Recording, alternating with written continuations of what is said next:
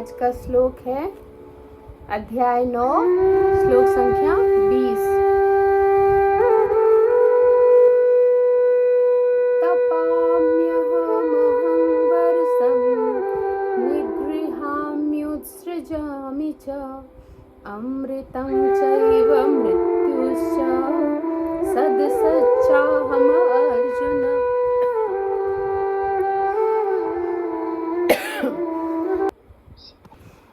एक बार मैं भी पढ़ लूँ अनुवाद, क्योंकि आवाज़ नहीं आ रही थी ना, थोड़ा कट कट के आ रही थी। सॉरी, शब्दार्थ।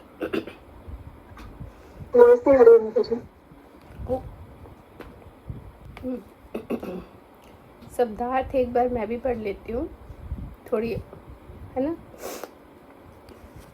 तपामी, ताप देता हूँ, गर्मी पहुँचाता हूँ। अहम मैं, वर्षम वर्षा, निगृहामि रोके रहता हूँ, उत्सृजामि भेजता हूँ, च तथा अमृतम अमरत्व, च तथा एव निश्चय ही मृत्यु च तथा सत आत्मा असत पदार्थ, च तथा अहम मैं अर्जुन। हे अर्जुन, मैं ही ताप प्रदान करता हूँ और वर्षा को रोकता तथा लाता हूँ। ये गर्मी है, ताप है, भगवान कह रहे मैं ही प्रदान करता हूँ, और वर्षा को रोकता भी हूँ और लाता भी हूँ, मैं ही करता हूँ। मैं अमरत्व हूँ और साक्षात मृत्यु भी।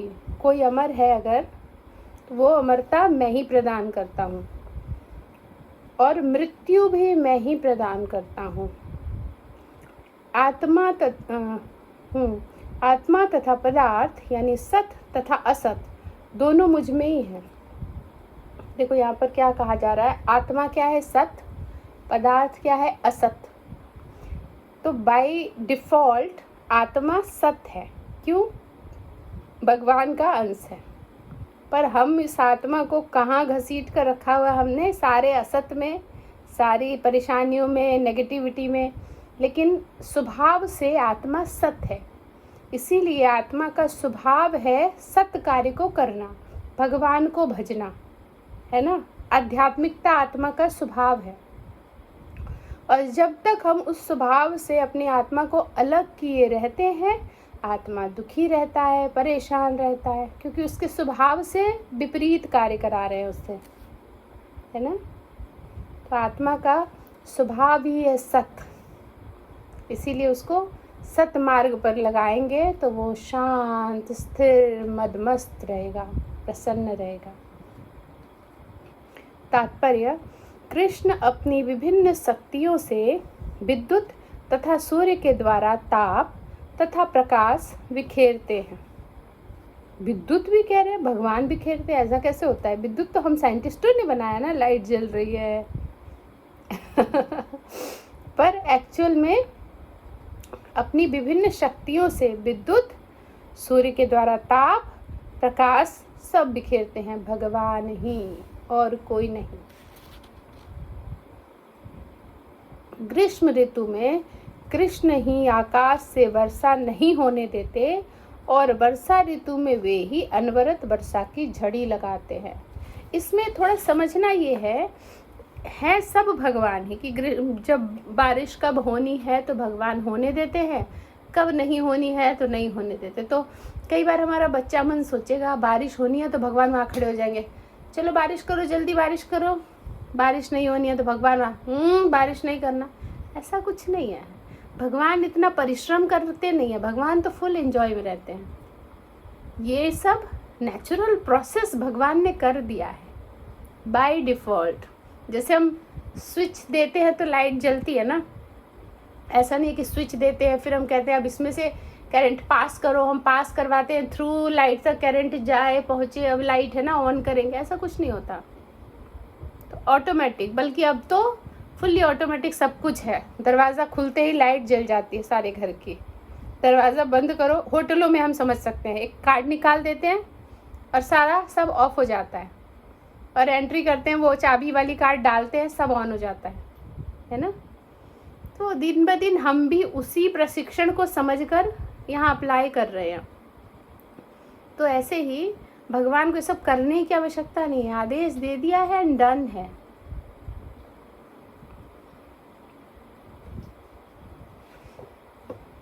जब घर में कोई ऐसा फील करते होगे कि घर में कोई हाउस हेल्प आता है और वो बड़ा एक्सपर्ट होता है, तो हमारा टेंशन ना आधा ख़त्म कर देती है। वो उसको हर चीज़ का टाइम पर क्या करना है क्या नहीं पता है। लेकिन अगर हाउस हेल्प पूरी तरह कुछ नहीं पता, बहुत परेशान, उससे ज़्यादा लगता है ये हट जाए और हम खुद काम कर लें, है ना। एक बार पोछा ही लगा रही है तो यहाँ रह गया, वहाँ छूट गया, उसको 10 बार बोलो, इतने में तो हम लगा के बैठ जाएंगे, ऐसा होता है। तो हाउस हेल्प भी एक्सपर्ट हो ना, तो आपके बिना कहे एक बार जो कहा वो समझ गई और वो करने लग जाएगी। तो ग्रीष्म ऋतु में कृष्ण ही आकाश में वर्षा नहीं होने देते, वर्षा ऋतु में वे ही अनवरत वर्षा की झड़ी लगाते हैं। जो शक्ति हमें जीवन प्रदान करती है वह कृष्ण है। जो हमारे अंदर जो शक्ति है, जो जीवन प्रदान करती है, जीवनदायिनी शक्ति कृष्ण ही है। और अंत में मृत्यु रूप में हमें कृष्ण मिलते हैं। उनके अलावा कुछ है ही नहीं। इधर देख लो, शुरुआत देख लो, अंत देख लो, बीच में देख लो, ऊपर देख लो, नीचे देख लो, उनके अलावा कुछ नहीं है। अज्ञानी जन को ये समझने में तकलीफ होगी, क्योंकि उनकी बुद्धि में अभी कृष्ण नहीं समाये हैं, तो कृष्ण अपने आप को रिवील करेंगे ही नहीं। कृष्ण की इन विभिन्न शक्तियों का विश्लेषण करने पर यह निश्चित हो जाता है कि कृष्ण के लिए पदार्थ तथा आत्मा में कोई अंतर नहीं। कृष्ण के लिए, क्योंकि वो दोनों तरफ है, हर जगह है, तो उनके लिए कोई अंतर नहीं, पदार्थ और आत्मा में कोई अंतर नहीं है। अथवा दूसरे शब्दों में वे पदार्थ तथा आत्मा दोनों में है। अतः कृष्ण भावनामृत की उच्च अवस्था में ऐसा भेद नहीं माना जाता। तो अपनी अवस्था को जब कोई उच्च कर लेता है, जैसे कि भगवान के भक्त, उनकी भी अवस्था धीरे धीरे धीरे धीरे प्रैक्टिस करते करते जो भगवान के भक्त, उनकी व्यवस्था ऊंची हो जाती है। तो उच्च अवस्था में इंसान पदार्थ और आत्मा में भेद अनुभव नहीं करता, है ना। छोटी छोटी चीज़ें होती हैं, जैसे पहले के, अब तो कोई नहीं कहते, पहले हम सुनते थे दादियों के मुख से, मम्मियों के मुख से, जैसे कोई डब्बा पड़ा है बीच रास्ते में, हमने साइड करना है, ऐसे पैर से हम खिसका देते थे, है ना। तो क्या पैर नहीं लगाना, ऐसे सुना होगा हमने, पैर नहीं लगाना। तो मुझे लगता था क्या इसमें कोई जान है क्या, कुछ भी, ऐसे सोच के निकल जाते थे। धीरे धीरे अब समझ में आ रहा है कि पदार्थ कह लो, आत्मा कह लो, हर जगह भगवान है। और हमें ये सिखाया भी गया कि भगवान के धाम में हर एक चीज़ में प्राण है। इवन हम समझते थे जैसे हीरा है, हीरा तो हम समझेंगे ना कि वो तो पदार्थ है, उसमें तो कोई आत्मा नहीं है, जीव नहीं है। वो भगवान के धाम में हर एक मणि भी बोलती है, बात करती है, हर एक चीज़ बात करता है, हर एक चीज़। जब सचिवती प्रभु के मुख से सुन रहे थे कि, है ना, वो किसी के बारे में बता रहे थे कि वो भगवान के धाम में मोती है, तो मुझे मन में लगा मोती है, इससे क्या होगा, भगवान के धाम में जाकर मोती बन के बैठ जाओ, ऐसे थोड़ी अच्छा लगेगा। फिर जब उन्होंने फिर आगे कभी कथा में ऐसे बताया कि उनके जो मुकुट में जो मोती है वो उसने ऐसा बोला, उसने, अच्छा सब लाइव है, सब बात करते हैं। तब मतलब हम लोग क्या जान पाएंगे अभी, लेकिन सुन सुन के जितना भागवत कथा में इधर उधर से सुनते हैं तो थोड़ा थोड़ा समझ में आया। तो इससे हमें ये समझना है, पदार्थ और आत्मा, भगवान हर जगह है।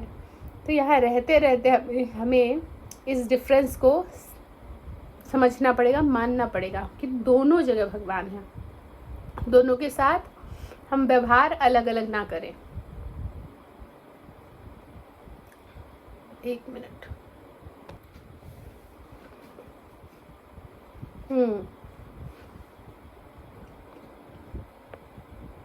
मनुष्य, हाँ, अथवा दूसरे शब्दों में वे पदार्थ तथा आत्मा दोनों है। भगवान की बात हो रही है कि वो दोनों है। अतः कृष्ण भावनामृत की उच्च अवस्था में ऐसा भेद नहीं माना जाता। मनुष्य हर वस्तु के में कृष्ण के ही दर्शन करता है। समझ में आ रहा है हमें क्या करना है? हर वस्तु में कृष्ण के दर्शन। बहुत कठिन है पर करना है। सोचो, सुबह सुबह आपने नहाते वक्त एक मग देखी, आपको उस मग में कृष्ण के दर्शन होंगे? नहीं होंगे। लेकिन करना है। कैसे होंगे? जब ये लाइन याद रहेगी, पदार्थ और आत्मा दोनों में। किसी का हैंड रेस हुआ था क्या? रचना माता जी। यस रचना मैया।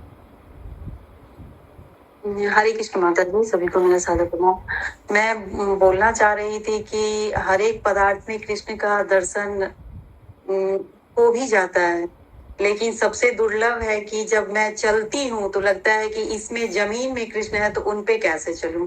ये बहुत बड़ी समस्या है। अच्छा है कि कम से कम हम महसूस तो करते हैं उनको, लेकिन जब और डिटेल में जाएंगे तो ये समस्या नहीं लगेगी, क्योंकि मैं सांस ले रही हूँ, कृष्ण है, मैं उनको अंदर ले जाके मार दूँ, अपने पेट के मलमूत्र में घुसा दूँ, है ना? दिमाग काम नहीं करेगा। ऐसे ही हर चीज़ में परेशानी आएगी। लेकिन जब समझ जाएंगे कि उनके बगैर हर चीज़ कण कण में, मतलब उनके ही सब कुछ से मेरा एक एक सेल बना है, मेरी बुद्धि बनी है, ये ज़मीन है, ये पैर भी उन्हीं का है, जो पैरों में जो चमड़ियाँ हैं वो कौन है? वो भगवान ही है, वो उस पर ही पैर रख रहे, तो उतनी परेशानी नहीं होगी। लेकिन हाँ, भावना जब ये आती है तो नए में जब हम प्रैक्टिस करते हैं तो ये भावना आती है सब, तो अच्छी बात है। कम से कम हम सोच तो रहे हैं भगवान के बारे में, है ना? तो ये पृथ्वी भी भगवान, अच्छा लगा सुन के, पैर भी भगवान है, जमीन भी भगवान है, सब कुछ है भाई। जब आप सोचने लगोगे ना तो लगेगा कि समझ में नहीं आ रहा। मुझे ऐसा लग रहा था सांस नहीं आ रही है, कैसे होगा? जब मैंने प्रैक्टिस की थी समझ ही नहीं आता था, ऐसे महसूस होता है। हर जगह तो वही है, आप क्या कर सकते हो? मैं ये बोल रही हूँ, क्या मैं बोल रही हूँ? मैं नहीं बोल रही। ऐसा होता है, भक्त कहते हैं कि हाँ, जो मैं गलत बोलती हूँ वो मैं बोलती हूँ, जो भी अच्छा हो रहा है वो गुरु गौरांग की कृपा से हो रहा है। पर आप कहीं, मेरे हिसाब से आप कहीं ना कहीं अपना रिस्पॉन्सिबिलिटी ले रहे हो, चाहे बुरा कहने का भी। हालांकि वो आउट ऑफ हम्बल बोलते हैं ऐसा, लेकिन यानी आप में दम है ख़राब बोलने का? दम तो कुछ है ही नहीं। तो भक्ति इस लेवल की बढ़ जाए कि सच में समझ में आए कि कण कण में भगवान है, हर एक शब्द में जो मैंने मिश्री घोली या मैंने किसी को जहर घोल दिया, सब में भगवान है। जब समझने लगोगे, हर क्षण आपको याद रहेगा, तब जब आप किसी के कानों में जहर घोल रहे होगे, मुंह से निकलना बंद हो जाएगा। ये कौन बोल रहा है? भगवान सुन रहे हैं, या भगवान ऐसा नहीं बोल सकते, चुप, वो मुंह रुक जाएगा। लेकिन जब हम याद नहीं रहता तब हम बोलते हैं ऐसा, है ना? हर एक कण कण में, हर एक बोली में, सुनने में, कहाँ नहीं है भगवान वो जगह बता दो। वो एक है ना, शाकी मुझे पीने दे मस्जिद में बैठकर, या एक ऐसी जगह बता दे जहाँ खुदा ना हो। तो ये है, अगर हमने सुना था, याद कर लिया, अच्छा हाँ अच्छा लगा, सही बोल रहा है। लेकिन जब आप उसको जीने लगोगे तो लगेगा कितना सही है। कोई ऐसी जगह है जहाँ भगवान ना हो? इससे बहुत कुछ त्रुटियाँ भी होती हैं। जब आप ये समझने लगो तो बहुत कुछ त्रुटियाँ होंगी। जैसे पहले क्या करती थी मैं, ठाकुर जी को अपने घर में सुला देती थी, तो कोई आता था तब नहीं सुलाती थी कि कोई है ना, कोई ये ना कहे भगवान को अपने बेडरूम में क्यों ले जाते हो, ये ठीक नहीं है। मेरे मन में भगवान कहाँ नहीं है, तो सबके सामने नहीं भी किया, अकेले में कर भी लिया। तो ऐसे कई सारी गलतियाँ, जैसे सर पे पल्ला, भगवान के आगे कहीं भी जाओ, आप मंदिर में आरती कर रहे हो, अभी मैं मंदिर में ही बैठी हूँ, आरती कर रहे हो, या तो हमारे ऐसे है कि सर कवर करके, है ना, कि या फिर भगवान के सामने अभी आए हैं तो सर ढककर। सर ढकना बहुत अच्छा है। सर ढकना मीन्स आप शेल्टर में हो, ठीक है। पर मैं जब आरती करने आती थी मेरा सर ढकना पहले था, फिर छूट गया। क्यों? मंदिर के अंदर ही भगवान है, क्या उधर नहीं है? हर जगह तो भगवान है। फिर तो मैं पूरे दिन 24 घंटे ऐसे करके बैठी रहूँ और वो मुझसे होगा नहीं। फिर धीरे धीरे ऐसा लगा भगवान आप घर वाले हो, काम करने दो। तो ये धीरे धीरे ना बुद्धि अपने आप ही जैसे जैसे पढ़ोगे ना, कभी सही कभी गलत, पर जितना सोचोगे इस पर उतना उतना और डेप्थ में जाने का रहता है। डेप्थ में जाते हम, तब वो लाइन समझ में आती है। हमारी नित्य विशाखा माता जी ने मुझे बताई थी, क्या सही क्या गलत। कुछ भी सही नहीं है, कुछ भी गलत नहीं है, कुछ भी। हर एक, किसी ने मुझसे बुरा कहा वो गलत है?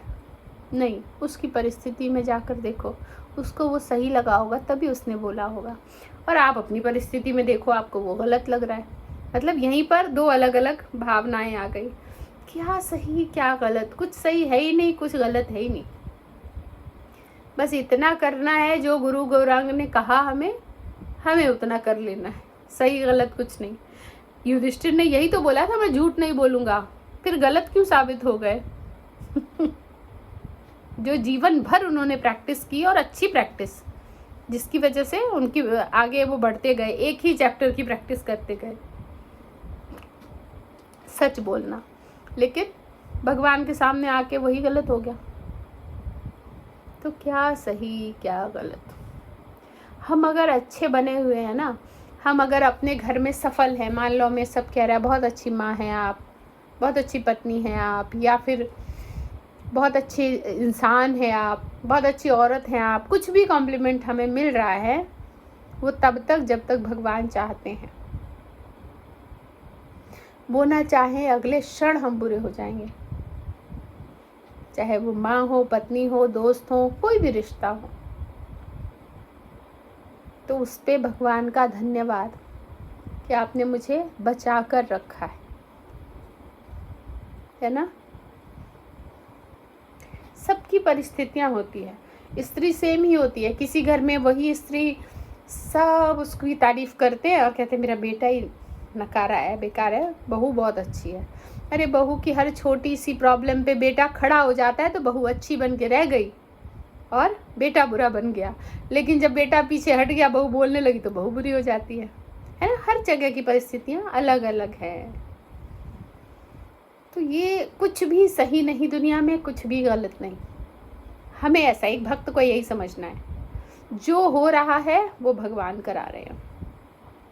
सामने वाला कोई व्यक्ति हमसे बहुत बुरा बर्ताव कर रहा है तो ठीक है, भगवान की इच्छा है इसलिए वो बुरा बर्ताव कर रहा है, या फिर उसके अंदर भी भगवान ही है, वो भगवान ही मुझसे ऐसा बर्ताव कर रहे हैं, इसका मतलब ये हमें बुरा लग रहा है, क्योंकि भगवान तो बुरा करते नहीं, लेकिन ये बुरा हमें दिख रहा है, तो ये हमें दिख रहा है। भगवान इसके ज़रिए हमें कुछ सिखाना, समझाना, कुछ पुराने कर्म काटना चाहते हैं।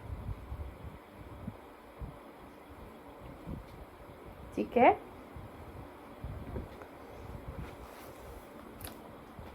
बहुत डीप है ये सब, बहुत डीप है।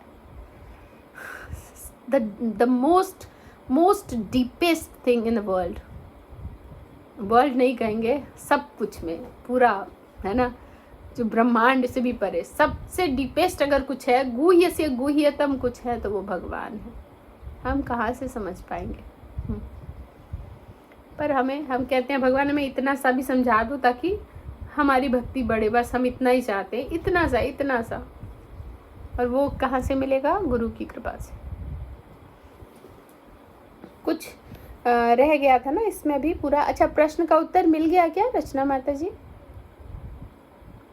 जी माता जी, धन्यवाद, बहुत बहुत धन्यवाद। आपने उस प्रसंग में बहुत कुछ और भी समझाई, आपका बहुत बहुत आभार।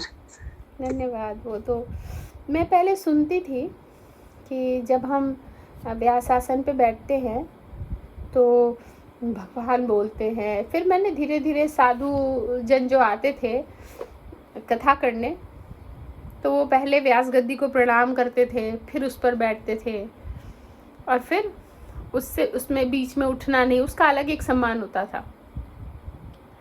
तो मुझे लगता था अच्छा ऐसा होता होगा, पर जब मेरे मुख से कई बार ऐसी चीज़ें निकलती है जो मुझे ही नहीं पता होती, मैं ही बैठ के वो बोल रहा होता है समवन एंड मैं सुन रही होती हूँ, तो सच में ऐसा होता है। क्योंकि ये जो हम पहले मंगलाचरण करते हैं, किस लिए करते हैं? हमारे गुरु सब जानते थे, हमें सब कुछ सिखा देते हैं, ऐसे करो वैसे करो, ताकि बोलने वाले आप नहीं हो, कोई और हो। ये जो हम प्रार्थना करते हैं कि मुख से कुछ भी ऐसा ना निकले जो गलत हो या जो आपको समझ में ना आए, ये सब प्रार्थना भी तो उन्हीं के लिए की जाती है। तो जो कुछ भी अच्छा है गुरु गौरांगा, आपको समझ में आ रहा है तो उनकी कृपा से। क्योंकि अगर मैं वैसी होती तो मैं क्या कहते IAS ऑफिसर होती है ना, तो मैं तो वैसी हूँ नहीं। तो पर IAS ऑफिसर बहुत छोटे हैं माता जी, आप जो हो वो लोग क्या होंगे? वही वो मैं नहीं हूँ, यही मैं बना। हाँ ठीक है, इस कथा के सामने सब कुछ छोटा है, लेकिन वो जो है वो मैं नहीं हूँ, वो कृपा है गुरु की, गौरांगा की, कि आप अपनी कोशिश करो। शुरू में क्या कोशिश ही तो की थी ना, कि अपनी कोशिश, जैसे आप सब भी कीर्तन करते हो, कोशिश ही तो करते हो, लेकिन वो कोशिश धीरे धीरे धीरे धीरे उसमें लय ताल छंद और भरते जाते हैं, फिर रस भरता जाता है प्रैक्टिस करते करते करते करते, तो आनंद आने लगता है। तो अतः कृष्ण भावनामृत की उच्च अवस्था में ऐसा भेद नहीं माना जाता पदार्थ और आत्मा का। मनुष्य हर वस्तु में कृष्ण के ही दर्शन करता है। चूंकि कृष्ण पदार्थ तथा आत्मा दोनों हैं, अतः समस्त भौतिक प्राकट्यों से युक्त यह विराट विश्व रूप भी कृष्ण है। ये सारा विराट विश्व रूप कृष्ण है। ये मिट्टी भी कृष्ण है, और वो ईंट भी कृष्ण है, पत्थर भी कृष्ण है, मणि माणिक भी कृष्ण है, हर एक चीज कृष्ण है। आम तो कृष्ण है ही, आम का छिलका भी कृष्ण है, गुठली भी कृष्ण है। अब क्यों फेंकते हो, खा लो। हाय ये भगवान है, गुठली में फेंक कैसे दूं, खा जाओ। तो भगवान ने कहा है कि जो चीज तुम्हारे लिए बनी है उतना ही, ऐसे तुम कंफ्यूज हो जाओगे, क्योंकि हर चीज तो भगवान ही। अब मान लो मिट्टी, हमने जमीन पे पैर ही नहीं रखा, हम चले ही ना, तो कार्य कैसे होगा? तो करना पड़ेगा, पर सब कुछ भगवान है ये जानते हुए। जिसकी जो सेवा है उसकी वो सेवा में उसको लगाओ। जैसे कई बार होता है ना, हम सब्जी काट रहे हैं, मान लो हम कद्दू काट रहे हैं और कद्दू का एक टुकड़ा नीचे गिर गया, हम सोचेंगे नीचे गिर गया, छोड़ देते हैं। पर ऐसा लगता है वो कद्दू कह रहे मुझे सेवा में नहीं लगाओगे, मुझे निकाल दिया, मुझे सेवा में नहीं लगाओगे, फिर उसको उठा के धो के डालते हैं। और वहीं पर कद्दू की जगह छोटा सा एक डायमंड गिर जाए, हम कूड़े के दान में से ढूंढ लेंगे उसको। ये सब हमारी अपनी प्राथमिकता पे है, क्योंकि हम समझते हैं अच्छा ये तो हीरा है, तो कहाँ गिर गया, पूरे घर को तहस नहस कर देंगे। और अगर कहते हैं ना चाय में मक्खी गिर जाए तो हम क्या करते हैं, चाय को फेंक देते हैं, और दूध में मक्खी गिरे तो मक्खी को निकाल के फेंक देते हैं है ना, प्राथमिकता। तो अतः समस्त भौतिक प्राकृतियों से युक्त यह विराट विश्व रूप भी कृष्ण है। एवं वृंदावन में 2 भुजा वाले बंसी वादन करते श्याम सुंदर रूप में उनकी लीलाएं उनके भगवान रूप की होती हैं। वृंदावन में 2 भुजा वाले बंसी वादन श्याम सुंदर के रूप में उनकी लीला भगवान के रूप में होती है। वहाँ पर उनको विश्व रूप में नहीं पूजा जाता है ना, चतुर्भुज रूप, ये रूप वो रूप नहीं, सिंपल 2 भुजा वाले कृष्ण। लेकिन वो हैं कौन, भगवान। क्योंकि हर चीज़ हमने समझ लिया, पदार्थ आत्मा सब भगवान है, लेकिन ओरिजिनल भी तो, जब सब जगह भगवान है तो क्या वो ओरिजिनली नहीं है? लोग कहते हैं ना अरे मंदिर में क्यों ढूंढते हो, भगवान कहाँ नहीं है। भगवान सही है, भगवान हर जगह है, लेकिन जब वो हर जगह है तो क्या वो अपने विग्रह में नहीं होंगे? जो सिर्फ और सिर्फ उनके लिए बना है ना। उसकी साफ सफाई, सेवा भाव सब उसके अंदर रोज का रोज जाता है। बाहर जाके रास्ते पर कोई कूड़ेदान को तो कभी नहीं कहता संसार धावा नलली ढल। कभी किया है कूड़ेदान की आरती? क्यों? भगवान तो उसमें भी है। सच में भगवान उसमें भी हैं, लेकिन हम विग्रह में उसमें भी भगवान है, लेकिन इस भगवान की हम रोज पूजा अर्चना स्नान ध्यान सब कराते हैं। तो यहाँ तो शक्ति है ना, हाई पावर वोल्ट फ्लो कर रहा है अंदर। ऐसा महसूस करोगे जब हम बहुत दुखी होते हैं कभी पर हम मंदिर चले जाए ना, ऐसा लग रहा है मस्तिष्क हल्का हो गया, पता नहीं क्या हुआ, किसी ने जैसे सब कुछ चूस लिया अंदर से, खाली हल्का प्रेम शांत मन हो जाता है। बहुत दुखी है तो वहाँ रोने का मन करता है, मतलब ऑटोमेटिकली अंदर से जो नेगेटिविटी थी वो बह निकली। वहाँ है ना हाई पावर वोल्ट है। आप किसी किसी के घर में एंटर करोगे ना, एंटर करते ही नेगेटिविटी का अनुभव होता है, और किसी किसी के घर में एंटर करते ही बहुत पॉजिटिविटी का अनुभव होता है। जहाँ पर हो रही है नित्य भगवान की सेवा, वहाँ पॉजिटिविटी आती है। ठीक है, किसी का कोई प्रश्न?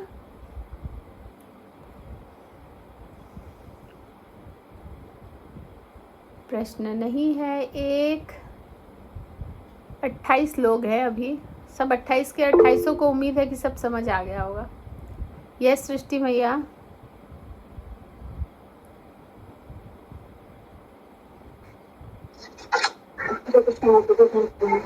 प्रश्न तो है, लेकिन मैं पहले एक चीज पूछनी है। ये जो आप बीच बीच में बोलते हो कभी कभी बहुत अच्छा लगता है मुझे, ये मैं डाल दिया करूँगी ग्रुप में।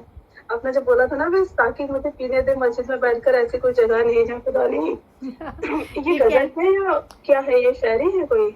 हाँ, अच्छा आप अच्छे बच्चे हो। ये हम लोग पहले मतलब क्या कहेंगे कि हाँ है, शायरी है, पहले कभी का सुना हुआ था, लेकिन मुगलीला प्रभु कहते हैं ना, जो खाया है वही निकलेगा, कुछ और नहीं निकलेगा। तो ये सब शायरी है, जो कि शायद अगर मैं आगे बढ़ती तो शायर भी हो सकती थी, उसमें भी मुझे बड़ा इंटरेस्ट था, लेकिन वो बहुत छोटे की बात है। मतलब कुछ ना कुछ ऐसे लिखना छोटे में करती थी, तो इसलिए कहीं ना कहीं से वो चीज़ें आ जाती है। अभी हमारी आरती मैया है ना, आरती मैया ये किसका लिखा हुआ है, कुछ पता है? नहीं, माता जी शायद गुलजार का ही है ये। अच्छा, मुझे वो तो याद नहीं है, बस ऐसे ही मुझे भी बहुत शौक रहा है, ध्यान चला जाता है। मुझे भी बहुत शौक रहा है सुनने का, मैं ढूंढती थी ऐसे लोग। अब कोई प्रश्न है तो हम पूछ सकते हैं। जी जी माता जी, प्रश्न है ये तो माता जी, एक तो अर्थ है इसका और अर्थ है कनेक्ट कर रही है एक लाइन कि हे अर्जुन, मैं ही ताप प्रदान करता हूँ और वर्षों को रोकता तथा लाता हूँ। मैं अमृत हूँ और साक्षात मृत्यु भी हूँ। आत्मा तथा पदार्थ सत तथा असत दोनों मुझ में ही है। मतलब यहाँ पर आत्मा को सत कहा गया है और पदार्थ जिससे शरीर बना है उसे असत कहा गया है ना? यस। और माता जी फिर बीच में एक लाइन दी हुई है कि चौथी लाइन है, पदार्थ तथा आत्मा में कोई अंतर नहीं है, अथवा दूसरे शब्दों में भी पदार्थ तथा आत्मा दोनों हैं। अतः कृष्ण भावनामृत की उच्च अवस्था में ऐसा भेद नहीं माना जाता। मनुष्य हर वस्तु में कृष्ण के ही दर्शन करता है। तो मैं बस पदार्थ आत्मा को भी थोड़ा भेद इसका अच्छे से, ये इस पर तो हमने काफ़ी चर्चा की थी अभी कि सत और असत, पदार्थ और आत्मा दोनों ही भगवान हैं, दोनों के दोनों। तो माता जी ने जैसे कहा था पृथ्वी पर पैर रखना, कि हम कैसे रखें चलने के लिए, तो उस पर हमने काफ़ी डिस्कस किया था कि सत और असत दोनों जगह भगवान है। आप समझ ही नहीं, ये हम जब करें डिफ्रेंशिएट कि ये सत है ये असत है, तो हमारे लिए जीना मुश्किल हो जाएगा। कहीं भी ऐसी जगह नहीं है जहाँ भगवान ना हो। इस पर ये भी चर्चा की थी कि पुराने लोग कहते थे पैर मत लगाओ चीज़ों को, है ना। अब हम लोग चीज़ों को इस्तेमाल करने की चीज़ होती है, लेकिन हम लोग उसी से आसक्ति कर बैठते हैं।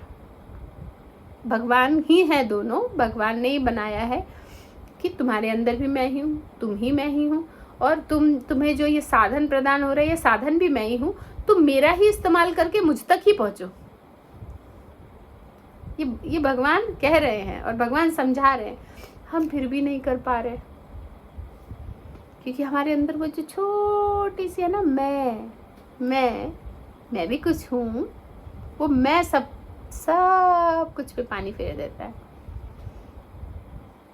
तो सब भगवान ही है, कहीं कोई अंतर नहीं। कहीं पर वो साक्षात दिखते हैं, कहीं वो दिखते नहीं, डायरेक्टली या इनडायरेक्टली। ये पंच महाभूत किसने बनाया? ये सारी चीज़ें है ना, जो भी है सारी चीज़ें क्या क्या है, 5 महाभूत कौन किसको याद है? पृथ्वी, अग्नि, जल, वायु और आकाश में। तो ये जो है ये क्या है? भगवान ने ही तो बनाया है।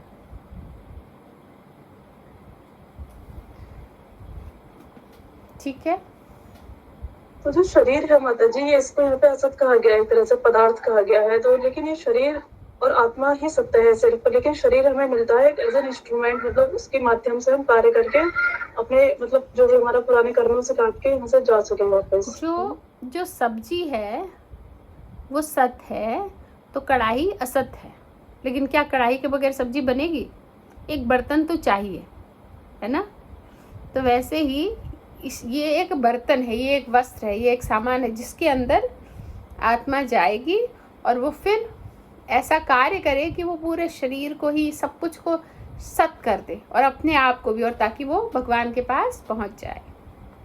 अपना फाइनल गोल पाने के लिए भगवान उसकी हर तरफ से मदद कर रहे हैं। जैसे हमने कल भी चर्चा की थी कि जब समुद्र मंथन हुआ था, फाइनल गोल क्या था? समुद्र मंथन होगा, उसमें से अमृत निकलेगा, ठीक है।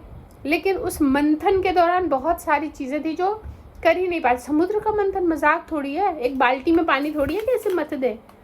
समुद्र का मंथन कैसे होगा? उसके लिए हर एक चीज़ प्रोवाइड कौन करा रहा है? भगवान। जहाँ गड़बड़ हो रहा है बुद्धि दे रहे हैं भगवान। कुछ ऐसी चीज़ आ रही है अनहोनी जिससे सब जल के ख़त्म हो जाए, कहाँ कौन सॉर्ट आउट कर रहा है? भगवान। हर एक चीज़ अंत में वो अमृत भी छिन गई, फिर कहाँ से फिर भगवान ने फिर सॉर्ट आउट किया। मतलब हर चीज़ भगवान ही कर रहे हैं। ऐसे ही हमें जो कुछ ये आत्मा तो है, वो सत है, उस सत से सत को प्राप्त करने के लिए जिस चीज़ की भी आवश्यकता है, हर चीज़ प्रोवाइड भगवान ही करा रहे हैं। अगर ये बात सुनने भर के लिए ना हो, हमेशा याद रहे, तो हम कभी किसी पर क्रोधित नहीं होंगे, कभी किसी पर तेज़ आवाज़ से बात नहीं करेंगे, सिर्फ और सिर्फ पूरी सबको प्रेम प्रेम प्रेम ही देंगे, है ना? दोहरी जिंदगी नहीं होगी कि मीडिया के सामने ये जो भी 27-28 लोगों की मीडिया है, इसके सामने कुछ और, पीछे कुछ और दोहरी जिंदगी भक्त की नहीं होती। हम बुरे हैं, हम अच्छे हैं, हम सामने हैं, ठीक है। और ये गुण भगवान को बड़ा आकर्षित करता है, जो जैसा भी है वो सामने रहे। सामने है तो उसकी बुराई भी दिखती है, बुराई दिखती है तो गुंजाइश है कि उसकी काउंसलिंग हो जाए, धीरे धीरे लोग उसको समझाएं या धीरे धीरे लोग उसके लिए प्रार्थना कर लें। लेकिन जो दिखेगा ही नहीं वो गलती के लिए, तो कभी कोई आपकी मदद नहीं कर सकता। और खुद को तो दिख नहीं रही है, इसीलिए वो वैसी है। जी, एक चीज और पूछनी थी माता जी, जैसे आपने कहा, आप हमेशा कहते हो कि कभी हम नहीं करेंगे, अगर समझेंगे कि घर में भगवान कृष्ण है, तो समझ में तो आ गया है कि सब जगह सुनी रहे, पढ़ रहे बार बार भगवान कृष्ण है, लेकिन तो टाइम आता है ना तो चीजें हो जाती हैं फिर। और एक चीज ये भी है कि थोड़ा एक्शन का रिएक्शन होता है, ये तो साइंटिस्ट, हाँ, ये तो साइंस ने बनाया है, हर एक क्रिया के विपरीत प्रतिक्रिया होती है, ठीक। लेकिन हम कौन है? भक्त बनने की कोशिश कर रहे हैं। तो हमें ये प्रैक्टिस करनी पड़ेगी कि हमारी क्रिया भी अच्छी हो तो प्रतिक्रिया भी अच्छी होगी। सामने वाला अगर मुझ पर क्रोधित हो रहा है, ठीक है, वो उसकी क्रिया है। अब हमारी प्रतिक्रिया क्या होगी? हमारी बुद्धि के अनुसार। हमारी बुद्धि क्या? उसने मुझे ऐसा बोला, प्रतिक्रिया। पर हमारी बुद्धि ये होगी, इंसान ये कितना अच्छा है, पर मजबूर होकर इसको मेरे सामने ऐसी बात बोलनी पड़ रही है ताकि मैं सुधरूं। भगवान इसके मुख से बुलवा रहे हैं कि मैं इस चीज़ को से सीखूं, कैसे इसको ओवरकम करना है। तो हमें उसके प्रति प्रेम आएगा अंदर से कि बेचारा फंसा हुआ है, इस शरीर में फंसा हुआ है। वो तो चाहता नहीं मुझसे बुराई करना, लेकिन मेरी वजह से उसको बुरा बोलना पड़ रहा है, क्योंकि मेरे कर्म ऐसे हैं कि उसने ऐसा बोला। उसको तो आपसे प्रॉब्लम हुई ना कुछ, इसीलिए तो वो प्रतिक्रिया दे रहा है। तो भावना ये वाली आ जाए एक भक्त की, तो प्रतिक्रिया हमेशा अच्छी रहेगी, सुलझी रहेगी, मीठी रहेगी। खुद को भी ऐसा नहीं कि हृदय में तो बहुत कष्ट है, हम उसको रोक कर अच्छी प्रतिक्रिया दे रहे हैं, वो भक्त नहीं है। अंदर कुछ बाहर कुछ भक्त नहीं है। भक्त वो है जो अंदर और बाहर एक समान हो। कभी क्रोध आएगा ही नहीं। दिमाग से क्रोध आना अलग है। बच्चे गलती कर रहे हैं, उनको डांटना। अगर दिमाग से हम रोक कर, जैसे अभी किसी ने तो मुझे बताया था कि वो डांटते थे और अगले ही पल वो एकदम शांत होते थे। किसी से मेरी बात हुई थी, आई डोंट नो, कि वो कोई प्रोफेसर थे कि बच्चों को खूब डांटते थे, जब गलती कर रहे हैं खूब डांट रहे हैं, पर अगले ही क्षण वो दूसरी क्लास में है या फोन पर है तो एकदम कूल डाउन मोड में, यानी कि वो बस डांटने के लिए डांटते थे। यस, आरती माता जी, आपका कोई प्रश्न? हरे कृष्णा पे नहीं माता जी, बस नहीं, वो याद आ गया, वो शेर ना मिर्जा गालिब का है। धन्यवाद। तो गुलजार साहब नहीं है, वो मिर्जा गालिब जी है ना। यस, दीप्ति माता जी, आपका कोई प्रश्न? हरे कृष्णा माता जी, सादर दंडवत प्रणाम। माता जी, मेरा प्रश्न ये था कि जैसे श्रीमद् भागवतम का दशम स्कंद भाग 3 चल रहा है, तो इससे पहले प्रथम से लेकर 9वें अध्याय तक हो चुका है क्या? यस, हो चुका है। यस। अच्छा, मैं क्लास में तो नहीं थी। हाँ ठीक, मैं जुड़ी बाद में थी। तो यानी प्रथम से लेकर 9 अध्याय हो चुके हैं भागवतम के।